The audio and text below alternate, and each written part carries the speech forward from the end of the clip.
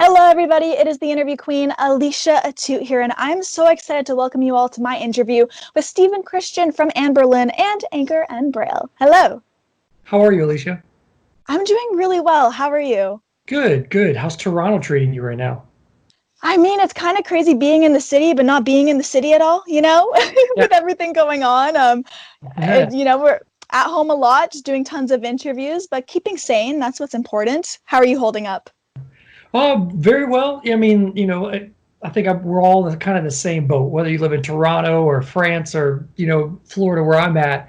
It's kind of just life indoors. And so you do everything from Netflix to, I've never been on social media as much as I am right now, which is crazy. So it's just, I don't know, we just trying to make do, but I don't know, just it's been very well considered. There's a lot of people going through some tremendous heartache, whether that's somebody, a fatality of the family or losses of jobs. And so I feel absolutely lucky and blessed to be sitting here talking to you today. No, absolutely. I'm so excited to have you on. I was mentioning that before we started recording, but I'm glad we were able to make this happen. So thank you. Absolutely.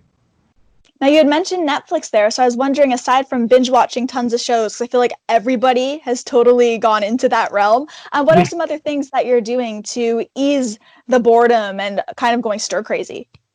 Yeah, I mean, just several different things. First off, just trying to jump into a daily routine. So whatever that looks like for most people, but for me, that's trying to get up early, trying to exercise, trying to stay focused and read. Right now, I'm reading a book by Brene Brown. So she's a great author, and so I just try to keep up with some type of normalcy, but definitely focusing on creativity because there's a lot of great things in the history that were created out of quarantine, such as William Shakespeare wrote 3 different plays. Isaac Newton came up with some of his theories during a quarantine. So I don't know, trying to make the best of it. So I've been songwriting a lot, just really, really trying to be focused on that. That's super exciting, and I love the fact that you've been songwriting, even though Tension is going to be coming out in just a few days. Is it Yeah. is it hard for you knowing that you have all of this material that you're going to share with everybody, and you kind of have to sit on it for so long, and meanwhile, behind the scenes, you're literally writing for the next record or for the next single? Yeah, absolutely. But see, for artists, when they come up with a concept from a song, it may not even see the light of the day for like a year and a half down the road. So all these songs for me are so much fun to put out, but I've already heard them like at least 500 times.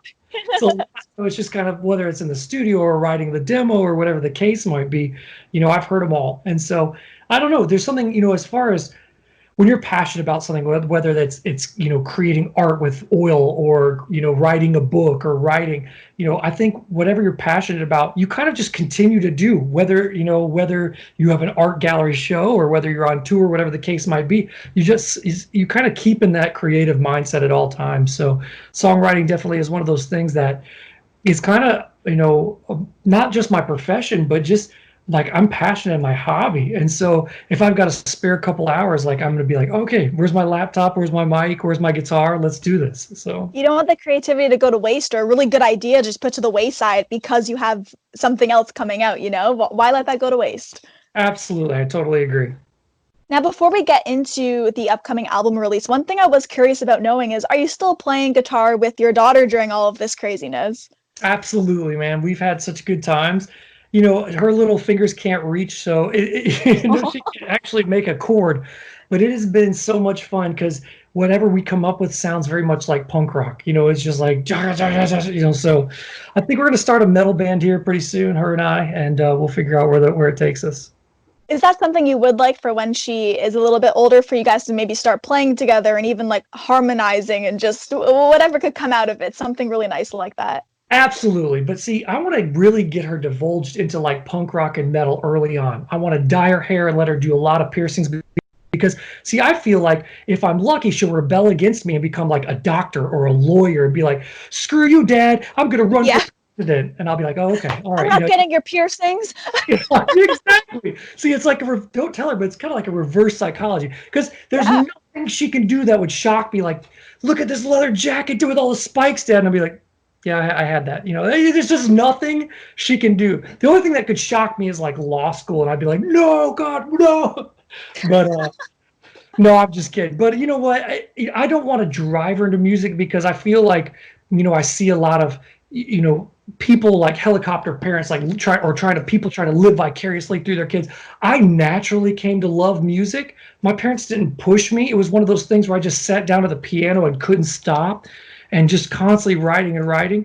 And I fell in love with it. And I want them to be able to, whatever they fall in love with, I want to be all about it. They want to be a gymnast. They want to be the president of the world, whatever. I don't care. I just want them to be passionate, and I'm going to follow them up on it. So, if they show interest in guitar and harmonizing, dude, I'm going to be all there. But I just want whatever they discover, I want them to do it on their own. Deep down, you're thinking, definitely I'll support them in whatever they choose. But like, really, really deep down, you're like, please be music. I would love to do stuff with them. Absolutely, please be music. That'd be awesome. One of them's gonna hit. I'm gonna hit on one of them because they're all three, like they can sing. Like as far as like they hit harmonies. I'm not harmonies. They're right on with melodies and stuff like that. So it's pretty cool. That's awesome. I'm excited for maybe some, father-daughter records in the future. Absolutely. Now, getting back to Tension, I know whenever you created these solo records, you always wanted some kind of theme for the overall release. And with this one, you did decide to go with ease. And I think it's really cool because when I listen to the singles you've released so far and the album as a whole, it really has like a really chill vibe, but it's very positive and fun at the same time. So I was wondering, why did you decide this time around ease is the way to go? This is where I'm at right now.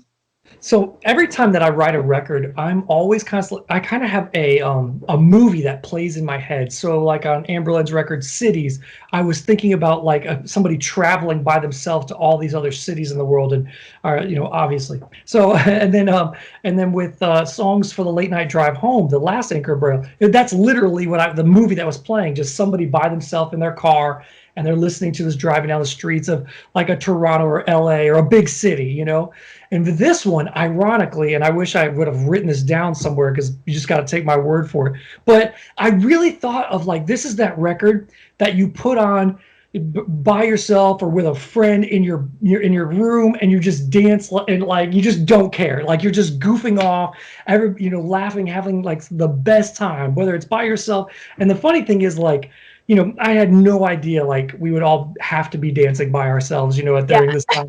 And I think it's, the irony is like the record's called Tension and the first single was called Dangerous, but the whole project was meant just to be carefree, like just very lighthearted.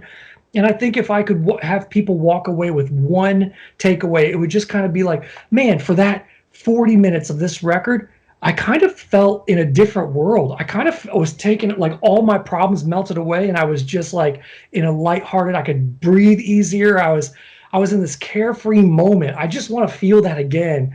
And so they put the record back on. That's all I wanted. It's again, it's a passion project of mine. And so that's what I was trying to, write about. And that's kind of like the source of all the inspiration for it. And so I think it comes across. I think when you hear the songs, you're just kind of like, yeah, I can totally see that. You almost get like a smile on your face, like, okay, I see what he's doing. When I heard the single for the first time, Dangerous, I was like, this is so effortless, and it has that carefree vibe, and like you can dance to it really easily. Yeah. And then you mentioned irony there, and I didn't know if it was intentional because the juxtaposition's hilarious, literally calling the song Dangerous, but at the same time, like it is effortless, and you have that falsetto chorus, and I'm thinking to myself, it's not like there's like a breakdown. There's nothing dangerous about it. Right. And there's no tension on the record. It's almost like the oxymoron, and it's supposed to be like a tension release, just kind of like, hey, life is the tension, not the album. The album is carefree, but your life, all of our lives right now are full of tension. And again, I wrote this and recorded it and came up with the title of the record way before COVID. If I could have released any record of mine in the entire catalog, this would have been the one I would have released during this time. Just so somebody out there can breathe a little easier. No, absolutely. It's kind of the perfect timing to have one of those upbeat, positive releases going out there in a time like this. So it's kind of one of those silver linings, Absolutely. Absolutely. Now, coming up, you were supposed to have a tour bringing your music on the road. And of course, with everything going on, that has been postponed. And I came across something that was really neat. And I had no idea that you had played in a place like this, but you actually performed on a naval vessel before. So, in all of your years of touring, I was curious, where would you say is the most bizarre or interesting venue or place that you have performed before? No, that would be it. It That was was it. It was in we were out in the Aden Sea on the USS Peleliu, and we flew with it. They oh my God, it was crazy. It was just a crazy experience, like landing the helicopter on the ship, and then going and playing in front of like literally a fleet of people, and then like sleeping, and the whole boat's like whoa. It was awesome. We slept in the medical bay. And it was so much fun, man. We had a blast. They were such good people. You know, it's just a great time. But that was probably the craziest thing, like the craziest place we've ever played. I can imagine performing, thinking, how did my career bring me to a place like this, like something so unique and so cool and memorable? Dude, I mean, I was absolutely humbled to be able to play for like the USO and just, a lot of those guys, they're not going to see land for like 6, 8 months. And so just to give them a reprieve and just, I don't know, have a good time and laugh and goof off. I mean, it was a massive pit because you got to imagine all these Navy dudes with all this pent up aggression and like, I got to do something, and so they're just like, just the whole place was like, whoa, it was crazy. But we had a great time. So it was one of the most memorable tours because we did like a whole USO tour over there. We went to Italy, we went to Djibouti, we went all to the Sea of Aden, we went all around Europe. It was so much fun. That sounds like an absolute blast. Yeah. Yeah, it was Oh, crazy. something else I know has been keeping you busy over there during all of this is the Reactant podcast. You recently kicked that off, and it seems like you're having so much fun with the episodes that you have put out so far. So I have to ask you, I mean, how are you finding it being the person asking the questions rather than being the one who normally answers them? You were the first person ever to ask me about Reacted, so that's rad. Thanks. It's one of those things that was kind of birthed out of this time. Like it was kind of like, what are my interests and what are my hobbies? And I have a friend that does the podcast with me. His name is Brad Miller, and the dude is like a certified genius. He's very much, he's very technical. He codes, like he does computer coding and all this stuff.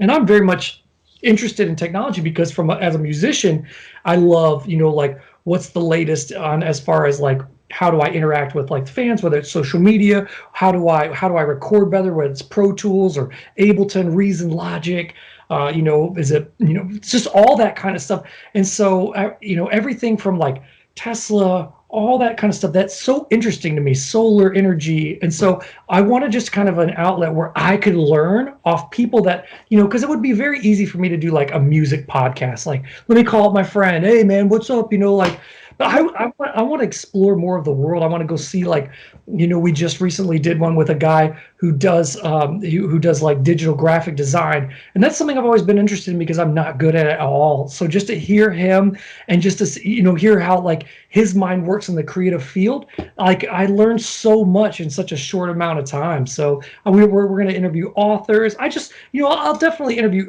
artists. I want to hear like life on the other side, so Broaden your horizons a little bit. absolutely. So it's a lot of fun. That's one of my favorite things about being a host of my own show and interviewing different walks of life, because the main two people I interview are musicians and then wrestlers. So I mean, I don't perform music and I don't wrestle, but it's two of my biggest passions. So it's like how you're diving into all these other things. At the same time, I get to learn about these things I'm intrigued in, yet things I don't actually partake in. Wow. Are you talking WWE, like wrestling? Yeah. I've interviewed from a bunch of different federations. I've had everyone from like Mick Foley to Jake the Snake to a bunch of really current people on. So That's yeah, the coolest thing ever. Wow, that is rad. it's a It's trip. funny because to me, I enjoy the drama more than I like the wrestling. So if it's like on TV, I'll watch in between matches, and then when they start wrestling, I'm kind of like, man, it's like a soap opera. I just want to hear like It is. what are they up to? Oh, what, he's got beef with that dude? Oh, no, really? Oh, they're gonna wrestle? All right, what else is on? It's the best because I interview them for my channel, like what we're doing now, and then I also am actually a TV host for a promotion where I do the actual interviewing, like Mean Gene. So No way. it's That's so yeah, it's so much fun just being in between these two guys like fighting, and you're like, ooh, where's this gonna end up? Yeah. Well, if you ever get a chair in your back, let me know because I want to see that episode. I want to watch that. I want to watch that episode. Absolutely. I mean, since we are talking about wrestling, one of my favorite things to ask people who actually aren't wrestlers themselves is, if you could have your own gimmick, be one of those guys having a beef with someone, what do you think your persona might be? Yeah. See, I wish I was like that big as those dudes, like that. I gotta do something like the wiry ninja, or, you know what I'm saying? The not so beefcake, you know what I'm saying? Like, I don't know. I'm so scrawny. But I would agree to it. if I was like 100 pounds and like like a foot bigger, I would definitely, I think I would love something between like the Undertaker and Sting, like very, very like mysterious, Methodical and a little eerie. doesn't really talk a lot, and I'm just kind of, I just appear. I'm trying to envision it now, and I think you have a bright future in wrestling. I gotta say, that sounds pretty good. I'm not sure. No, I don't. But I'll be right by your side, like interviewing with you. I'll be like, oh my Right. God. Those dudes are massive, massive dudes. No, it's a crazy world when you get into wrestling. Like, you think music's kind of nuts. That's what I thought, at least, 'cause I started with music and then went into wrestling. Yeah. Wrestling's a whole different ball game. Imagine. Yeah, and I can't even imagine. Because there's hundreds of, like, but what people don't realize is there's like local federations and state and all these, like, it's not just WWE. There's tons of them. So to break through and to like get on, like, and become like, Steve Austin or whoever, like whoever, dude, you had to get in your dues, like you had to put in some serious dues, years and years. It's not like, oh, I tried out and I made it. It's like, anyway. So anyway, that's all my knowledge on wrestling. It's pretty Good talk. No. good talk. All right, that was it. Well, I do want to say, though, thank you so much for taking the time, for hopping on here. It's been an absolute pleasure, and I'm really excited for the record's release and for everybody to hear it. Thank you so much. Thanks for your time, and someday we'll have to do it again. Hopefully I'm in Toronto again, and we'll talk more wrestling. Would absolutely love to. Thank you so much, everybody. I'm the interview queen, Alicia Atout. Be sure to check out aliciaatout.com for all exclusive interviews and features, and we will see you next time. Bye, everybody.